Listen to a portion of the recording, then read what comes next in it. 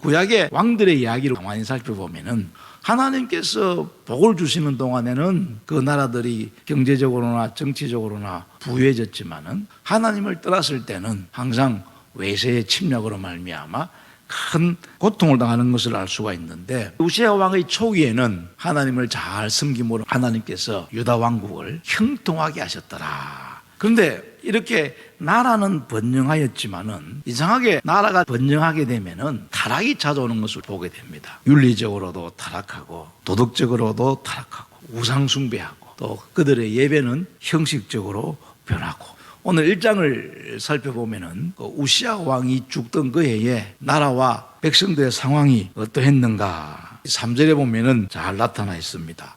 한마디로 말해서 짐승만도 못하다, 그 말이지요. 그래서 결과적으로는 하나님의 심판을 받을 수밖에 없는 그런 상황 속에 처해 있다. 그렇다면은 유다 백성들이 이렇게 타락하고 범죄하고 하나님의 심판을 받을 수밖에 없는 근본적인 이유가 뭘까? 하나님을 떠난 이유 중에 하나가 그들의 예배에 문제가 있었다. 예배에 문제가 생기니까 백성들이 타락하게 되고 결국은 하나님을 떠나게 되었다.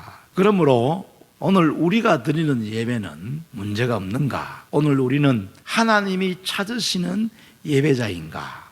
우리 스스로를 한번 살펴볼 필요성이 있습니다. 오늘 읽은 이 말씀은 그 당시에 유다 백성들이 하나님 앞에 어떻게 예배를 드렸고, 그 다음에 그들의 예배를 바라보시는 하나님의 심정이 어떠한가 하는 것을 말씀해 주고 있습니다. 그런데 그들은 제사 드리는 일에 절대 게을리하지 않았습니다. 그들은 예배에 열심을 가지고 있었습니다. 유다 백성들의 예배의 형식이 잘못되었다고 책망하는 것이 아닙니다. 그들은 하나님이 정하신 장소에서 모세의 율법에 따라 예배를 잘 드렸습니다. 그들은 병든 짐승이나 흠없는 제물을 드리지도 않았습니다.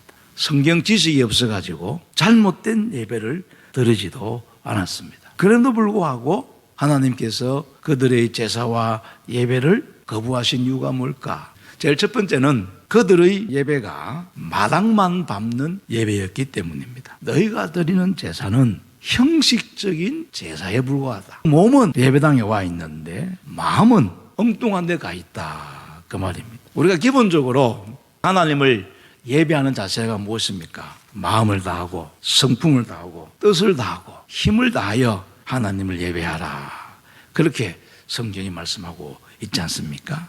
여러분, 믿음의 자리는 마음입니다. 하나님은 마음이 없는 몸의 예배를 기뻐하지 않는다, 그런 의미입니다. 물론 하나님께서 이렇게 말씀하시면은 이스라엘 백성들 가운데 하나님 억울합니다, 우리는 하나님께서 지정하신 장소에서 하나님 앞에 예배를 드렸습니다. 우리는 모세 율법에 따라 가지고 무수한 제물을 하나님 앞에 드렸습니다. 하물며 우리는 예배 시간을 어긴 적도 없습니다. 우리는 하나님이 시키는 대로 다 했습니다. 그런데 어떻게 우리를 이렇게 책망할 수가 있습니까? 라고 항변할 수가 있습니다. 이런 항변에 대하여 오늘 성경이 뭐라고 말씀하고 있습니까? 너희가 무수한 재물을 가져왔다고 해서 그것이 내게 무슨 소용이 되겠느냐? 그러므로 너희가 드리는 모든 예배들, 제사들이 나에게는 무거운 짐이다. 왜냐하면 그들의 예배가 지극히 형식적인 예배였기 때문입니다. 결과적으로는 하나님께 거절당한 예배, 하나님께서 기뻐하지 아니하시는 예배, 그것이 이스라엘의 심판을 가져오는 결정적 계기가 되었다 말씀하고 있는 것입니다. 오늘 우리의 예배는 어떤 예배인가? 정말로 하나님께서 우리에게 예배하라고 말씀하신 것은 예배를 받기 위해서 그렇게 말씀하셨다기보다는 하나님께서는 우리에게 복을 주시기 위하여 예배의 자리로 초청하는 것입니다. 우리가 하나님 앞에 예배할 때에 형식적인 예배를 극복하는 그런 복된 성도가 되어야 될 줄로 믿습니다. 두 번째로는 헛된 재물을 다시는 가져오지 말라. 여러분, 유다 백성들이 성회에 참여하면서 동시에 그들의 삶 가운데 악이 있었다, 그렇게 말합니다. 하나님께서는 유다 백성들의 삶 가운데 있는 그 악 때문에 그들의 제사를 받지 않으시겠다고 말씀하고 있습니다. 정성을 다하여 예배를 드리고 있는 것처럼 보이지만 그 삶 속에 악이 가득했다. 소돔의 관원들아, 고모라의 백성들아, 나라 전체가 성적으로 극히 타락했다. 오늘 하나님께서 내가 너희들의 예배를 받지 않는 중요한 이유는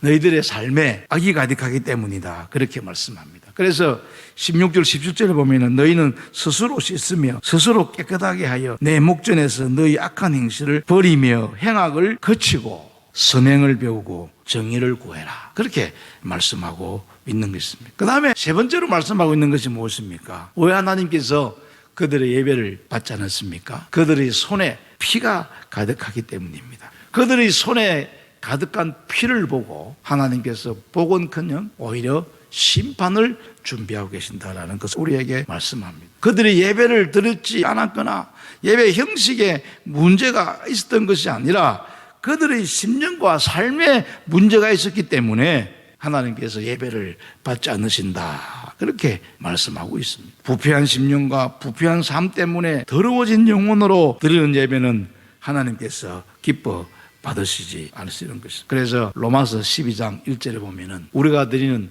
영적 예배가 어떤 예배입니까? 너희 몸을 하나님께서 기뻐하시는 한 제물로 드리라. 이 말씀은 뭐예요? 예배가 삶이고 삶이 곧 예배이다. 이런 놀라운 의미를 갖고 있는 것입니다. 요한복음 4장 23절 24절에 보면은 아버지께 참되게 예배하는 자들은 영과 진리로 예배할 때가 오나니 곧 이때라. 아버지께서는 자기에게 이렇게 예배하는 자들을 찾으시느니라. 하나님은 영이시니 예배하는 자가 영과 진리로 예배할지니라. 하나님께서 찾으시는 예배자는 영과 진리로 예배하는 자입니다. 여러분이 진리로 드리는 예배라는 것은 하나님의 말씀에 따라 마음을 드리는 예배. 이게 영과 진리로라는 의미 속에 담겨져 있습니다. 하나님께서 찾으시는 예배자는 영과 진리로 드리는 예배자를 찾으시는데 왜 하나님께서 이런 예배자를 찾으시는가? 하나님께서는 예배를 통하여 그들에게 치유하고 회복하시고 복을 주기 위해서 영과 진리로 예배하는 자들을 찾으신다는 것입니다. 반면에 하나님께서 찾으시는 예배자가 아닌 오늘 유다 백성들과 같은 그런 모습으로 예배할 때 하나님 앞에 마음을 들이지는 않고 예배에 외식적인 요소만 있는 예배에 형식만 있는 그런 예배자에 대해서는 하나님께서 심판하시겠다. 예배가 타락하면은 결과적으로 나라 전체가 백성 전체가 타락할 가능성이 많다는 것입니다. 그곳에는 반드시 하나님의 심판이 있다는 것을 본문이 말씀해 주고 있습니다. 이 말씀을 생각하면서 하나님이 찾으시는 예배자가 됨으로 하나님으로부터 축복받는 예배를 통해서 하나님의 복을 누리는 여러분 되기를 간절히 바랍니다.